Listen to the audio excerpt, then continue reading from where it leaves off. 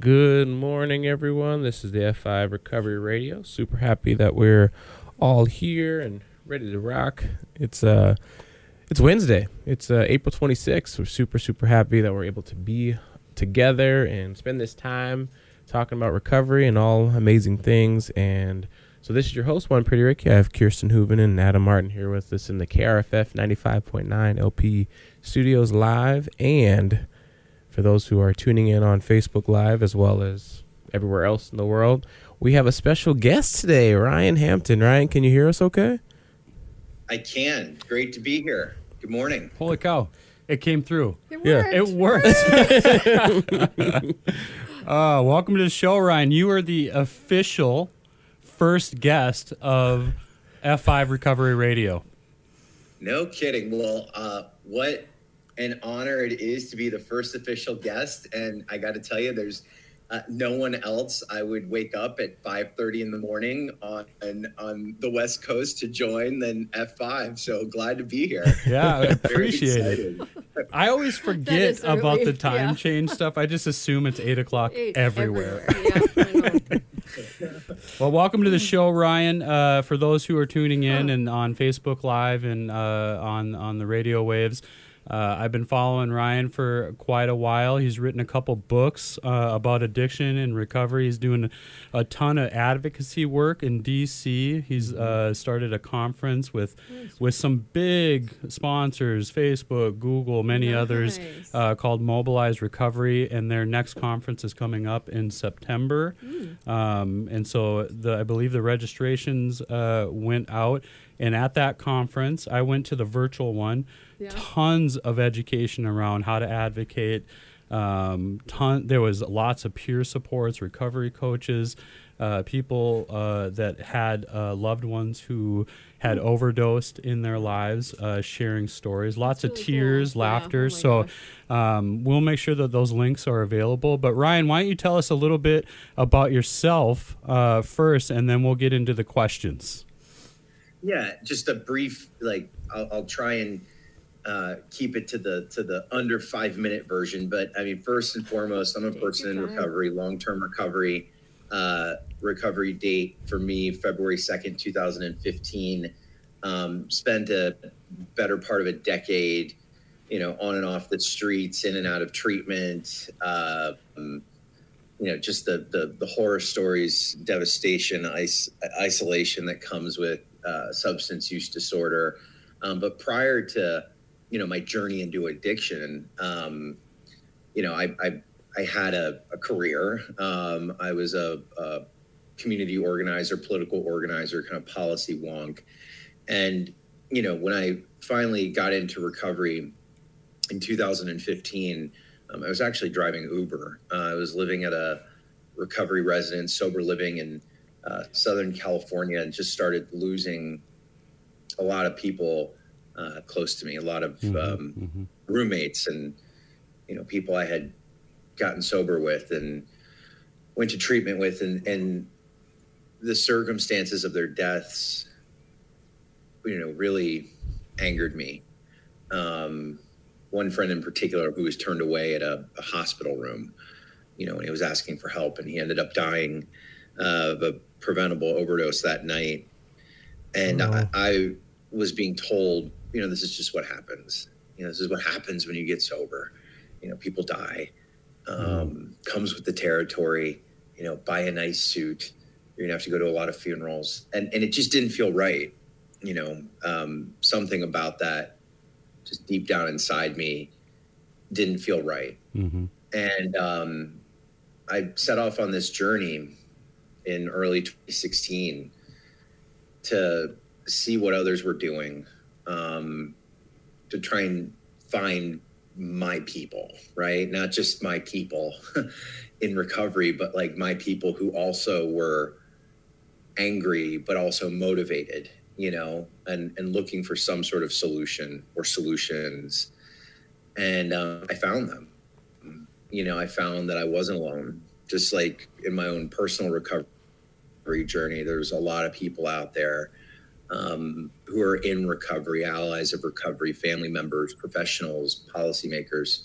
There's a lot of people out there that feel that we've been, looking at addiction, overdose, drug policy through the wrong lens, and really wanted to put their passion and their purpose towards making a difference. And that's how it started for me. It was that year we started the Voices Project, which is a nonprofit that I run, and subsequently the Recovery Advocacy Project. And in 2018 and 2019, Mobilize Recovery, and like all of these things that I do, and wrote the first book, my first book in 2018. But all of these things were like very small, modest attempts in the beginning to just make some type of change in my own backyard where I was living, sober living home standards, access to naloxone, patient brokering bans and bills that started on a local level, because a lot of people that I love were caught up in that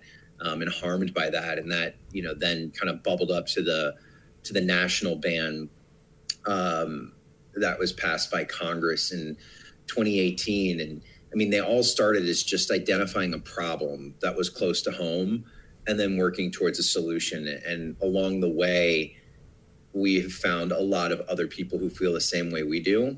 And when I say we, because it's not just me, we have a pretty big team and network of people who make this work and people who do this work that make up Mobilize Recovery. And it's just continued to grow, so it's an incredible journey. It is a lot of work. It is very disheartening. There are moments when I feel like the work isn't working, as I think all of us do, anybody listening, and certainly you folks there in the studio see it on the ground. But I can tell you that even though we can't see it every day, right? We can't see the work right in front of us and how it's working. And sometimes if we take our cues from the news and the overdose deaths, it feels like we're going in complete reverse. And maybe that's true with certain pieces of policy, because the momentum is pretty strong against us still in certain respects. I can tell you the work is working because I see this movement building. Right. And sometimes it takes 10, 20, 30, 40 years to see like the full fruits of the labor of a movement. But all we have to do is look at history and know that what we're doing is working. But it's going to take time. So thank you for having me. I'm excited to be your first guest. Yeah.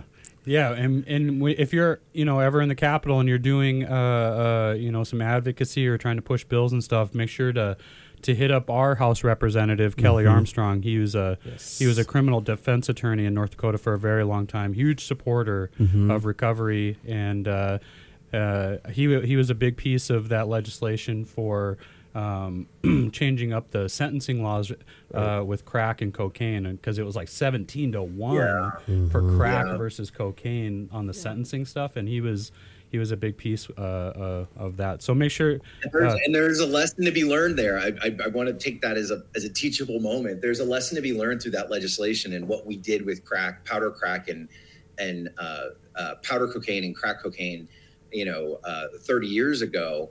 And I know some folks out there get angry at me when I say you can't compare crack, the crack epidemic to fentanyl. And I push back and I say, well, the hell I can't. Of course I can, because there's extreme parallels between the two. Yes. We're going down this very, I think, delicate road right now, where some people think that increasing penalties just specific to fentanyl is the way to go in solving the fentanyl crisis. And anybody who's doing that, I just want to remind them that they are basically putting aside like the fundamental science and disease model of addiction, knowing that addiction is a progressive disease. And anybody who thinks that people who are actively using, people who use drugs, who have an opioid use disorder aren't actively seeking out fentanyl right now are out of their mind. I have probably about a dozen friends who are using on the streets right now who are opioid users. Every single one of them is actively seeking fentanyl. So because of these new pieces of legislation that are being proposed that bring down possession thresholds to 1 or 2 grams of fentanyl and reclassifying these folks as traffickers when they're just drug users, we are doing exactly what we did with crack cocaine in the 80s when it comes to fentanyl. 100%. And North Dakota is super guilty of this type of legislation, among many other discrimination type, legislation. So, Ryan, when you were in the recovery residence, and all these things were happening with the deaths, or you see the body broker, you might have to explain that to some of our viewers, because a lot of people probably aren't familiar with that. But what was the moment for you when you realized, after you started going in this direction, that this was going to be a big deal? Like, this is more than I thought it was going to be, and it's going to be powerful. And or did it take a while for you to see that the work that you were doing was going to be great? Interesting question. I wake up even today, I don't see it as the work is great. Like, I've never really viewed it that way. I mean, there's been moments in time, whether it's in legislative work or building Mobilize Recovery or the books or any of that, like, there's been moments where I will sit back and be like, wow, this is great. I hope it has an impact.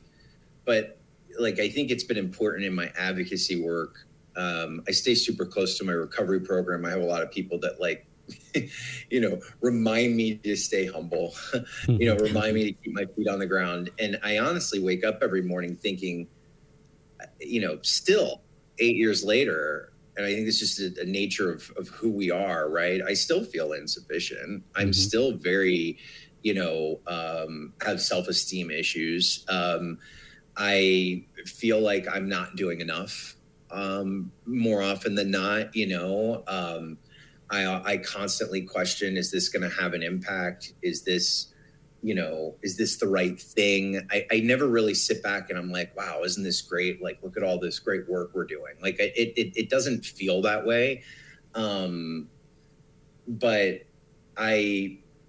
there are moments where I can say, I think we're onto something, right? Because when those kind of white light moments happen, it's because I'm seeing others doing this work, because none of this is successful if I am the only one doing it or I'm the only one leading it. Like, it can't just be me. Movements can't be built on the shoulders of 1, 2, or 10 people. It needs to be, hundreds or thousands of people. So every time a new person gets engaged in this work, or I meet someone who says, hey, I read American Fix and the journey of advocacy, or I saw what you did in California back when you first got sober, and look what I've done now in Florida or West Virginia or Maine. And I look at it and I'm like, okay, now, I know that, that I am spending my time in the right place. And quite honestly, my hope is to put myself out of business hopefully soon, because, it's important, I think, for this. I think you see a lot of people sometimes in this space who are they want to become the biggest and the baddest, and they want to control, and they want to, whether it's in treatment or the sober living industry or even in advocacy, or you see people who just want to create these brands and just steamroll everybody else. And it's that's not productive. The goal should always be, for movements to build and sustain themselves, leaders, need to know when to step aside and let other leaders kind of, rise to the top and take over. My goal is to see hundreds, if not thousands, of people doing things that would just put me to shame and blow the lights out on everything I've tried to accomplish in my life. That is my goal. And my goal is to transfer whatever skills, relationships, things that people have given to me or taught me,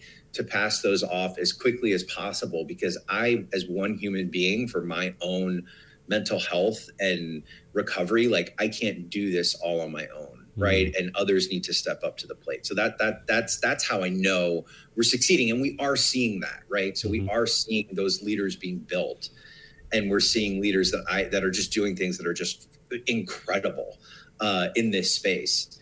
But I think we're also at a very and Adam, you and I had talked about this. We're at a real turning point in like the overdose addiction crisis in the United States and in our states, because I think up until recently, and when I say recently, probably 2021-ish, 2020, 21, like coming out of the, starting to peak out of the pandemic, like this was pretty much a unifying issue. If you look at it in terms of policy, political leaders of all stripes were pretty unified in the position of, treating, drug addiction as a disease and not a moral failing, and looking at this through a public health lens. And, you heard a lot of politicians say we can't lock our way out of this. And we have really started to see a divide. And I think it's important for us to recognize the divide is happening, because that also happens in movements of people who do believe, despite what they have said, and some advocates and family members, people who do believe that criminalization is a pathway forward, and those of us who don't believe that, right? Mm-hmm.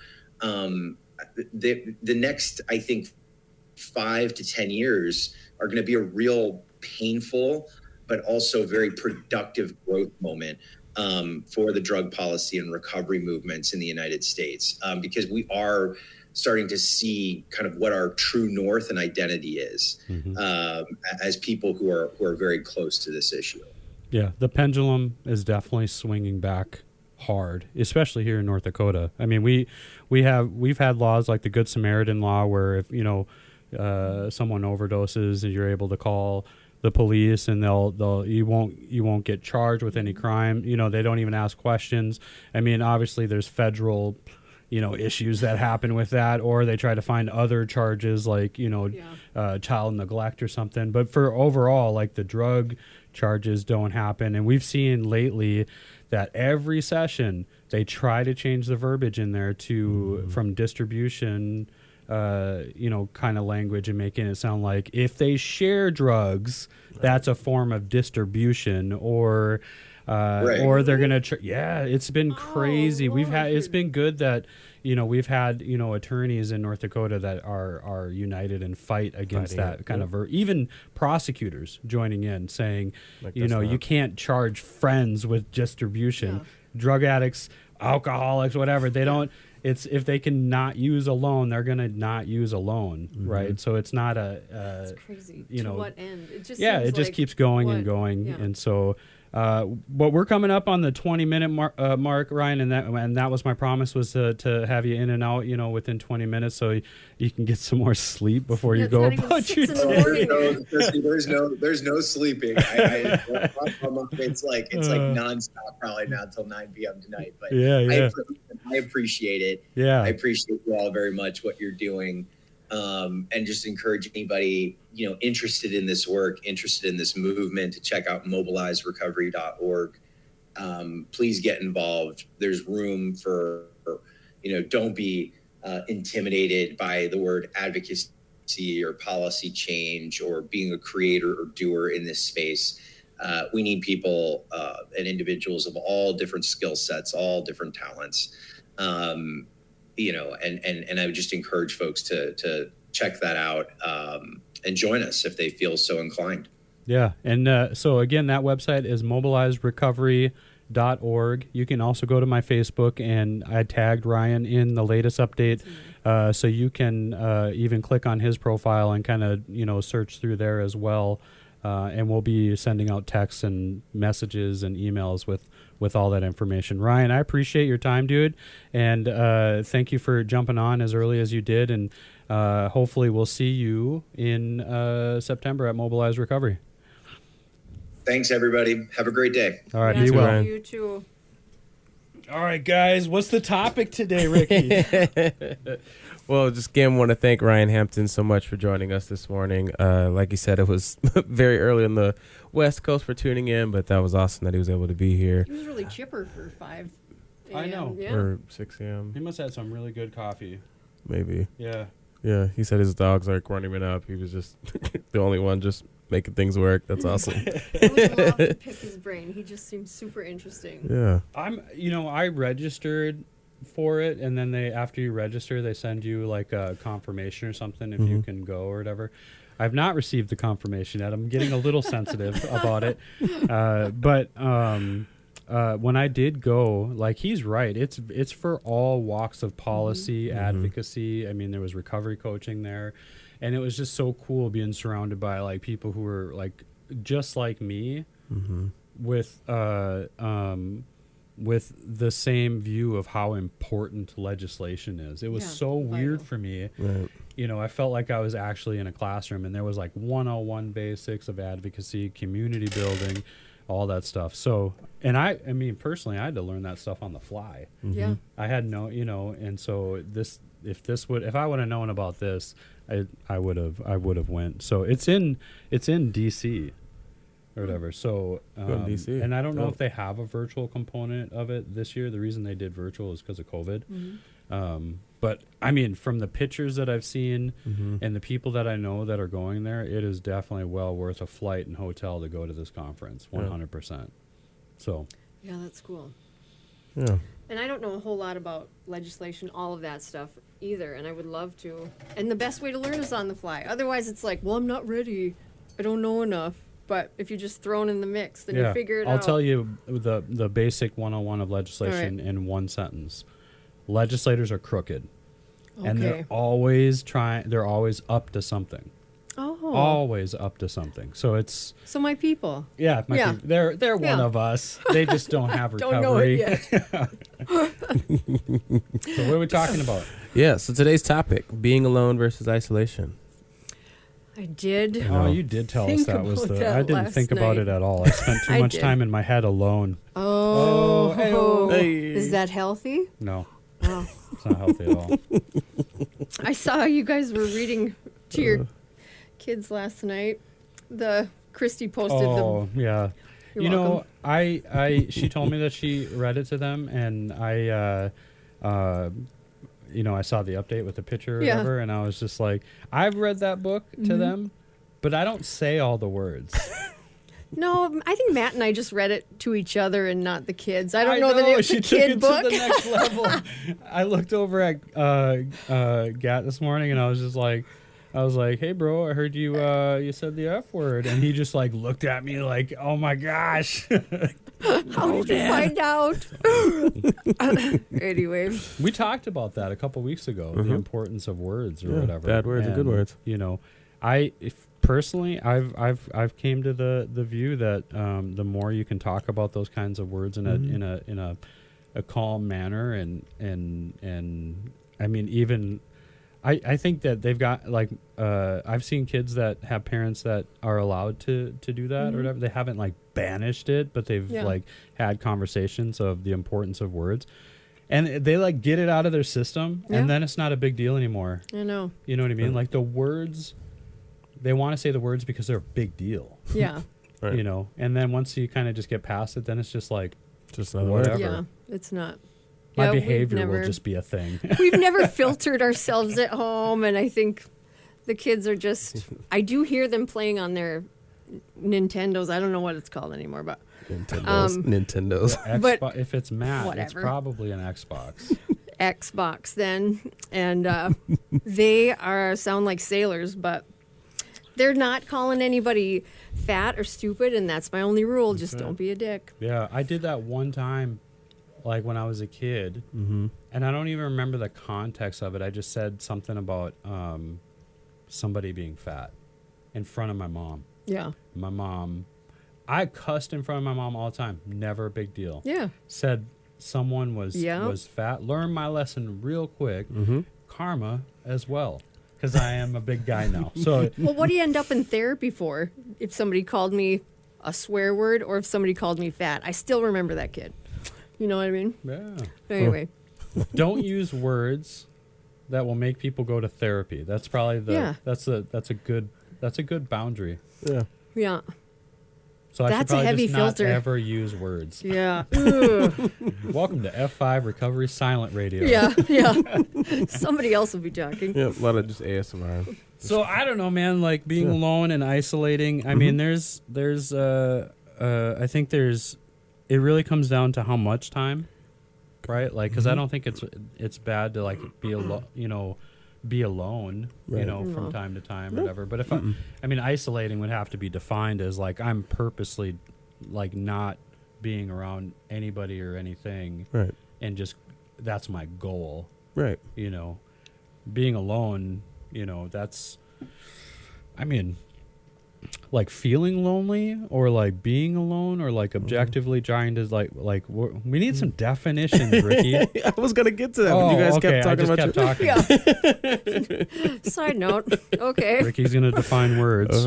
So being alone, just the kind of the purpose of that is like being alone, obviously being by yourself, just literally being in a room with no one around. But isolation, as you were starting to get to, that I'm specifically removing myself. I'm putting myself in, like, think of like solitary confinement, or I'm like specifically putting myself away from people to be isolated. Like, I don't want to be around. If I'm just take off and I run out, well, there's no woods around here, but if I take off and run out to the prairie, To the tree. yeah, or to the cornfields, like, isolating, Yeah. just the I guess the value in that sometimes necessary, is there value in isolating yourself, or is it not? Is that like, because I don't know. I think that was one of the big things that I really had to work through with my sponsor.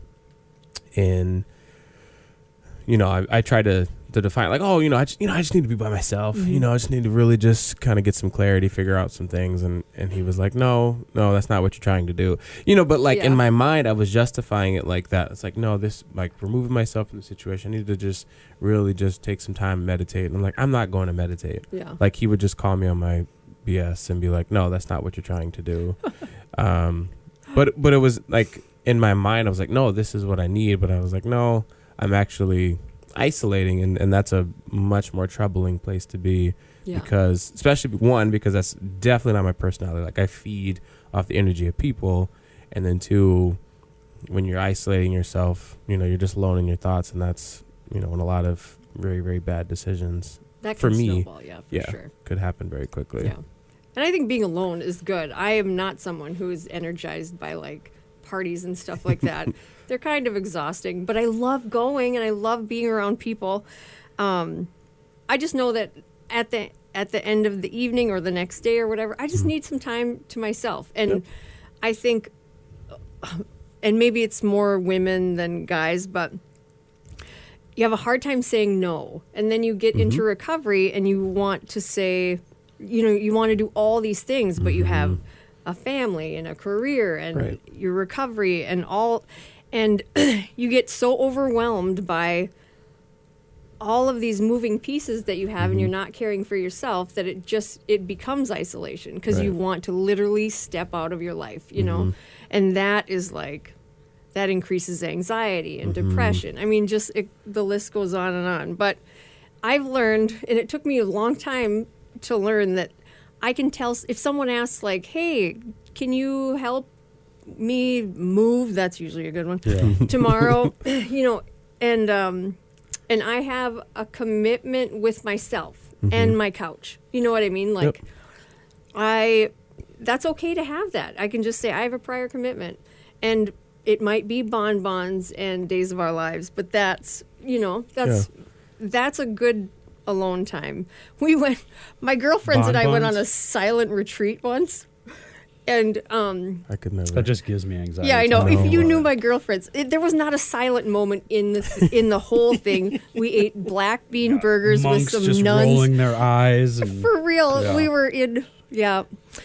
They're that recovery crew. Yeah, we were not super silent, so I think we wrecked their meditative alone thing or whatever.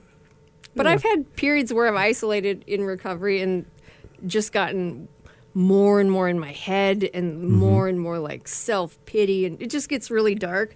Oh. But I have friends that just show up, like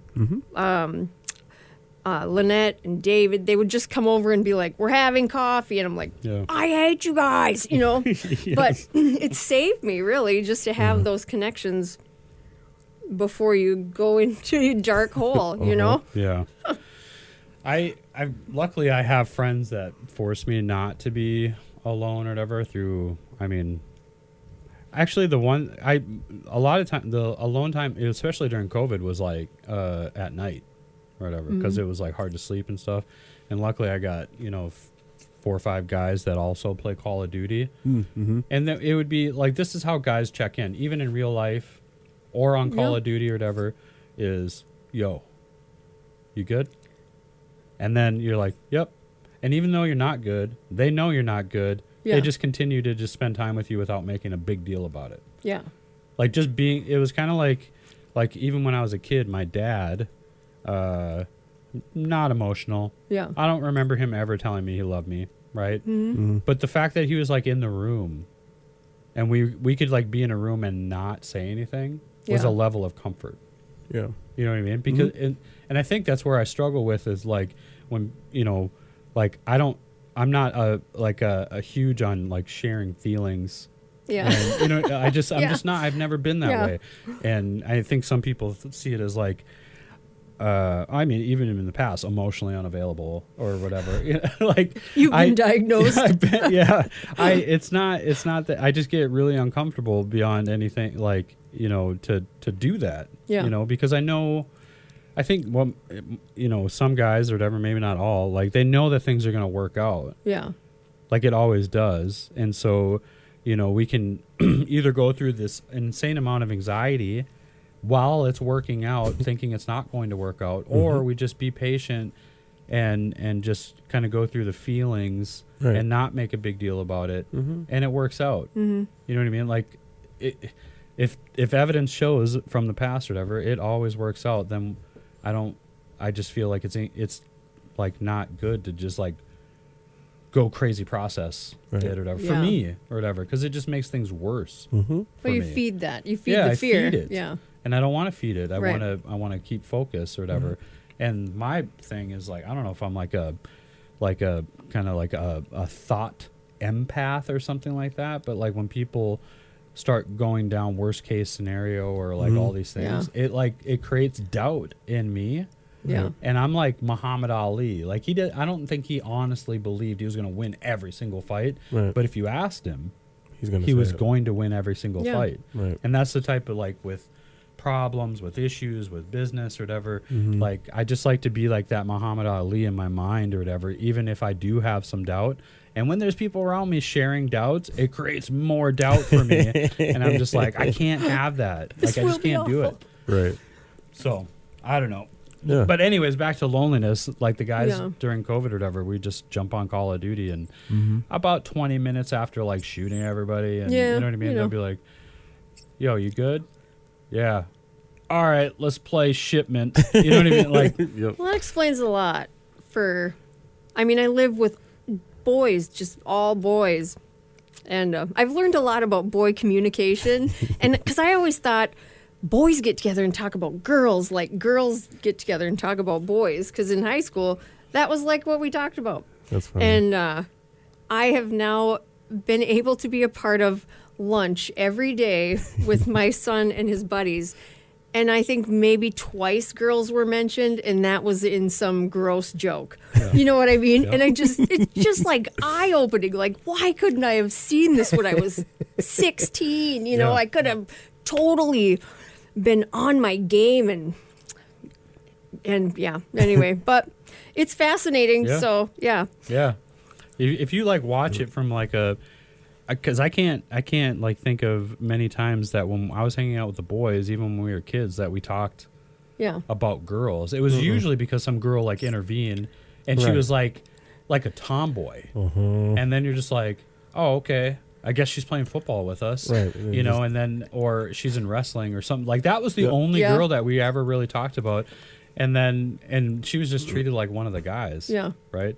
It wasn't until probably after school, like high school, that you start looking, because then there's an agenda. Yeah. You know what I mean? Whether good or bad, right? But there's an agenda. Like I Human got the agenda. American, story or whatever, or the dream. But like during school, like or as kids or whatever, man, we were focused on sports, competition, Yeah.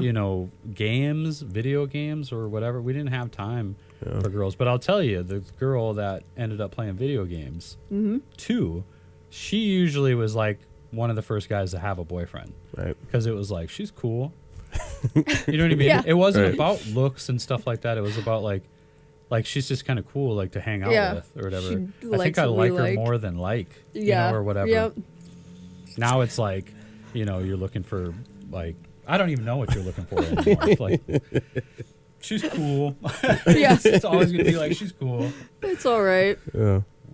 So have you found, like, obviously you both have a lot longer in recovery. So have you found that you still need to be alone in order to preserve your recovery? Like, being alone meaning like not removing yourself. Like, okay, I need to really reflect. I need to remove myself from the situation to be by myself Yeah. because of this person, this experience, this whatever is triggering me that I need to like not just remove myself from the thing, but I need to like be by myself to process what just happened. Does that still happen for you?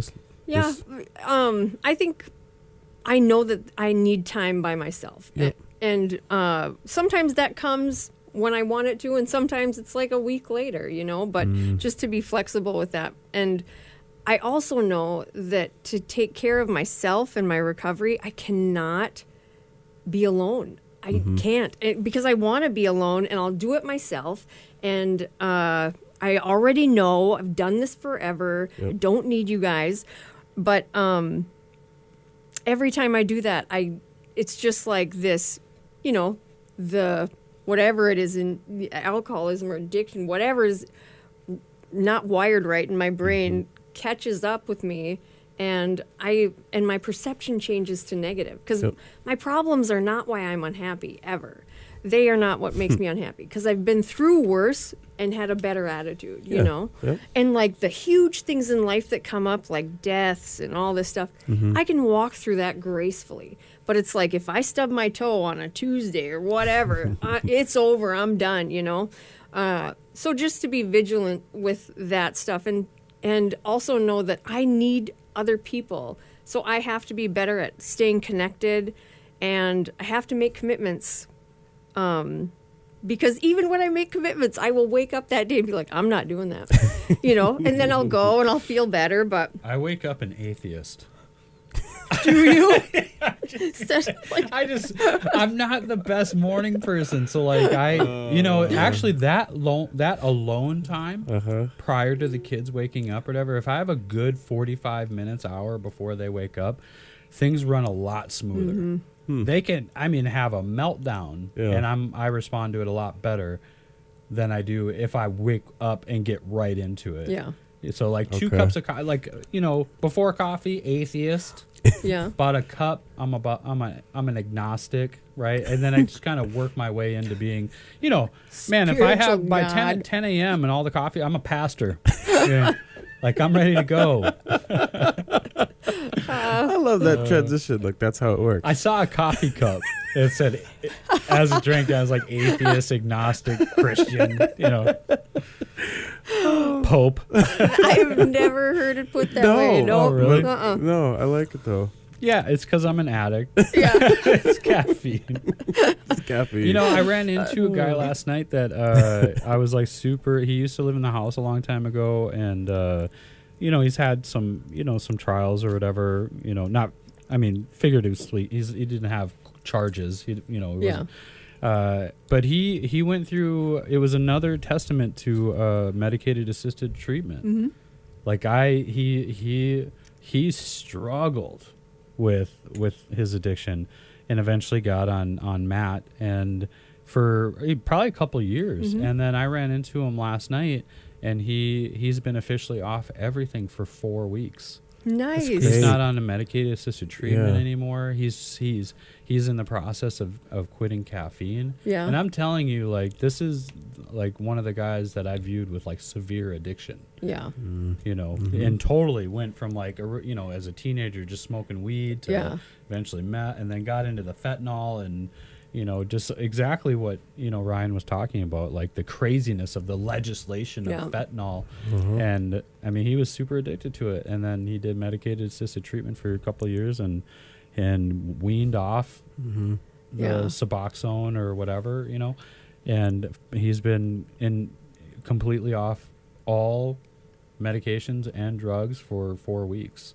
That's a gift. That's Yeah. a gift to be able to see people. Yeah, and the act. crazy, like the most awesome thing about it is like obviously Medicaid assisted treatment like has it does something to your body. Like it can kind of change your personality a little bit, right? Like it's, you know, not necessarily your sense of humor or anything like that, but like just how you respond. Like you're on medication. You're chemically changing your It brain. chemically Yeah. change- Like you're essentially detoxing, Right. right, with a little bit of help from your addiction. And so for, you know, a couple of years there, you know, like it was kind of like talking to someone different, you know, but it was life-saving. And I'm glad he's not dead, Mm-hmm. you know. Yeah. Right. And then last night when I ran into him, it was him. It was back to Again, the yeah. happy, good old time dude that I was like used to, and I was just so proud Yeah. of him. And he was like just amped and, you know, about it. And he was like going to meetings and Oh, he's that's like so reaching great. out, like, you know, what are the AA website, NA websites, and he's just That's working cool. full time. Like it's a miracle. That's super. Yeah. That is just like, that's such a gift to see people after a while and they're still sober. Yeah, and it's one Yeah. thing for like family to be like they're never gonna make it, right? Mhm. They always have a little bit of hope they will, but like I think logically they think they won't. It's another thing when people in recovery are like, Yeah. this guy, I don't know, and then they prove you wrong. Yeah. You know, That's awesome. I never spoken it out loud, but I was just like, it was always a thought like I'm gonna go to this guy's funeral, Yeah. Oh. and he's alive and well and sober and off everything. That's cool. Yeah. However, you got to get there. Yeah. However, Yeah. However you gotta get there, just get there. And speaking of however you gotta get there, get over to Flatland Guitar. that was a crappy transition. Oh, okay. I'm just kidding. That was really I was good. right. Yeah, That I was good. right. That was good. I was on board. Programming on KRFF LPFM is being underwritten by Flatland Guitar in Lutherie. Flatland Guitar is your full-service guitar shop, an exclusive dealer of Yamaha, Taylor, Paul Reed Smith guitars, and many more. They sell guitars on consignment, they take trade-ins, and have a full-service on-site repair. Check out Flatland Guitar in Lutherie on Facebook or visit them in person at 1450 25th Street South in Fargo. Hours are Monday through Friday, 10 to 6, Saturdays 10 to 5, and as always, Adam, they're closed on Sundays. I don't do anything on Sunday. Yep, I know. Yeah. Because you've had a lot of coffee by then. Yeah. I'm like the Pope Yeah. by Sunday. Really. Yeah. Well, maybe you could fix some things if you're the Pope, you know. You know what?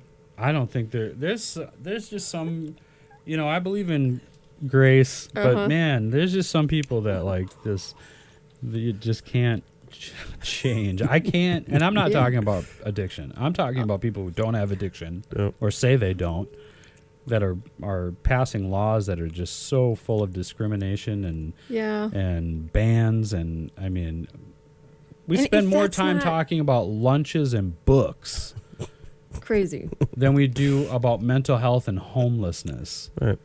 Right? We talk more about pronouns and you know, genders or whatever at like it's Yeah. just well, people can't eat. ridiculous. I know. it's Like yeah. and here's the Lost thing focus. is that like a lot of it has to do with the media. Yep. Like the media is like upping the conversations on this and creating more toxicity at the capitals and stuff like that. Like it is, you know, because They're they a know people will business. click on it. They'll Yeah. click on Right. it. Like clickbait is running legislation. Yeah. Uh-huh. You know what I mean? Or Twitter. Like the you know, some of these elected people spend more time, you know, tweeting out things that they, you know, opinions or retweeting, you know, some toxic opinion than Yeah. they do actually spend doing their job. Yeah. Yeah. Right? Because if they were doing their job, they would read, you know, like passing tough on crime bills. Mm-hmm. It's obviously not working. Right. Hasn't worked Yeah. forever. Yeah. I think, you know, if it was working, then there would be less people in prison. Yeah. Mhm. But Right. we have more. And it's just like it's like some of this, you know, tough on crime, you know, it's just like a pig with lipstick called the war on drugs. Yeah. They Yes, just I know. rewrap it Yep. and redo it, and then they go out and take a bunch of pictures with cops, right? Mhm. And some of these cops, they don't even believe in that, Right. right? But then when you post a picture like that or you tweet it out like that, you make it look like you have all their, Yeah. or you put people in a position that you'll fund them Right. for their support, right? Like the Back the Blue legislation that happened in North Dakota, right? All of a sudden, you're out there, grinding the campaign. You're meeting with a bunch of police officers. What are you doing? I'm gonna get some funds for you guys. Really? Yeah, 100%. Oh, that's so It happens gross. everywhere. That's so gross. It's like going to the farmers, right, and telling Yeah. them that I'm gonna work on some stuff to make sure you don't have to like pay higher insurance premiums or something like that. And it's a bunch of false promises that the guy's never even looked in. He just heard on Twitter that it was a big deal. Yeah. And then they get elected, and then they don't do anything for them. They spend more time, signing legislation into law about pronouns. Yeah. But it's a You know? business. I mean, it is It is a business. And when when we live in a nation that gives power to corporations, more power than an individual vote, we're always going to be going down this, right? Just if anytime a law passed, follow the money. Yeah. Like it goes somewhere. Yeah, you know? for sure. I guarantee you, with who we have in office right now, we will see another prison built. We will, 100%. Even though Are they we've privately shown, owned? No, but they'll create funding for it, and I guarantee you it's going to happen. I've been watching all the budgets for all justice related departments, and they're all increasing more and more. And what that means is if you increase the budgets of justice, you're going to increase incarceration numbers because there's going to be more people out there locking people up, Yeah. stacking charges, and wrongful convictions and all that stuff. There's, Yeah. It's funny to me that like people are like, I'm all about justice for victims, but then they wrongfully convict someone, and they don't. But that person's a victim now, and you don't hear a word. Yeah. Right? It's not about justice. It's about revenge. Right? And chances are a lot of the people who are serving in those spots probably got picked on, Yeah. probably got bullied, right? And then they have a person in their head who's a criminal, right? When you just start saying the word criminal, there's someone that pops in their head. Yeah, you pop in my head. As he like straightens out his I got I'm it. a I got it. human, not a felon. not a criminal. Yeah. There's more to me than my. Yeah, criminal back in Rap the day sheet. actually meant something. Yeah. Now it's just like it's a new term for drug addict. It's a new term for black or Native American in North Dakota. And Inconvenient. yeah, orange is the new whatever. Right. Whatever the agenda is. It's a green problem. Yeah. So But just like news, it's a business. If there's 100 people doing beautiful things and one douche canoe doing something bad, they're gonna. can we say that on the air? I think we can. Oh, okay. It's probably a real thing you If can it wasn't put on a river. if it wasn't a business, if it was really about like educating and Right. notifying and stuff like that, mugshots wouldn't be a thing. Right.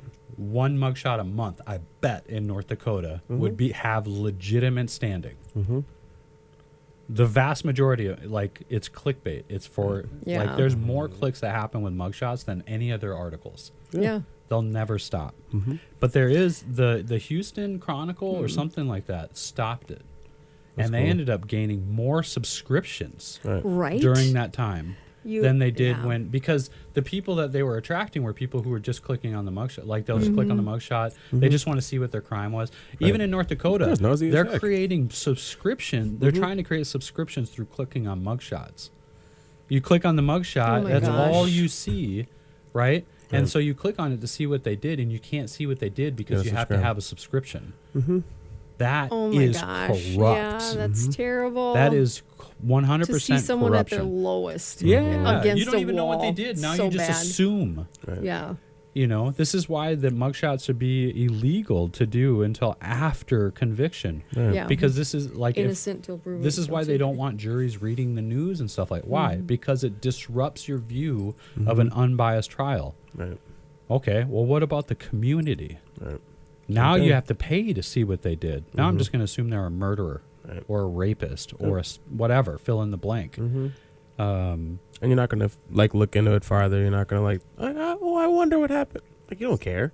Yeah. Because the sensation's gone. The sensation's gone. You move on to the next thing, the next mugshot, the next whatever it was, Yeah. and then it's done. You don't And the think I'm gonna collateral get to know- damages isn't 100% on that person. It's their kids. Right. It's their yeah, family. it's You're big. putting people on the Valley News Most Wanted for child support.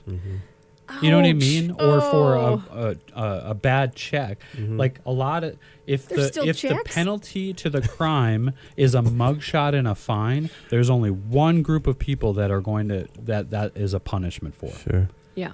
Because you don't see a lot of mugshots of rich people or Right. elected Yeah, people. white collar. Why is it that the legislators that got DUIs in North Dakota have never had a mugshot? Right. You know what I mean? Why is it that when we've found like people in law enforcement doing corrupt things or whatever, that their mugshot doesn't happen until after conviction?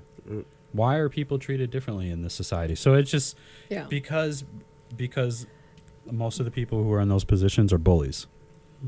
And you have to create a fear so that they need you to, keep these bad people off the streets. So if I can make you afraid of your neighbor, which is silly. Right. Anyway. Yep. Anyway, geez. Yeah, we went on a tangent. No kidding. It just got gets 5 me minutes so left. mad. Well, this is 95.9 KRFF LP FM that you're listening on, or Facebook Live. Hi to all our Facebook Live listeners and people tuning in. This is F5 Recovery Radio. It's one Pretty Ricky, Kirsten Hooven, and Adam Martin. Again, want to thank Ryan Hampton for joining us earlier this morning. If you haven't already heard the interview or heard it late, you can catch that live on Facebook. Find us on Facebook, F5Project.org. Yeah, definitely check that out and listen back. And so because we only have about 4 minutes left, today's topic that we've been sharing and, kind of talking about was being alone versus isolation. So as we always do, my last question to kind of close it out is if there's anyone listening, for my co-host to share, if there's anyone listening who's isolating or in isolation right now and they're having a really hard time getting out of that and kind of transitioning, what are some suggestions or things that you can share for those who, isolating right now? And how to help them. If you're isolating on Facebook, that's even worse. Yeah. Like Yeah. now you just got negative content going into your head. Yeah. It comes down to, there's so many different kinds of mental health aspects. There's addiction and there's PTSD and everybody's outcome or solution is going to be different. Sure. Everyone's different. So, but the one thing that everyone has in common that gets to that solution or outcome is effort. There's got to be some kind of effort, whether it's picking up the phone or just telling somebody or just getting up and just getting out of the house and going for a walk. Every great thing was built on effort. And so today, try something different. One thing, whether it's, talking to one person or I'm going to go to a coffee place and just order a coffee and sit by myself and just be in public, right? Like, it doesn't matter what it is as long as it's for you in the direction of effort. So try something. Yeah. Yeah.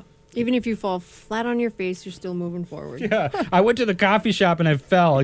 Adam, this never would have happened. No. Adam told me to do this. Yeah. And now look what happened. Oh, great! Yeah. That's all I need. Might meet somebody, they'd pick you up. Yeah, Or you might meet someone.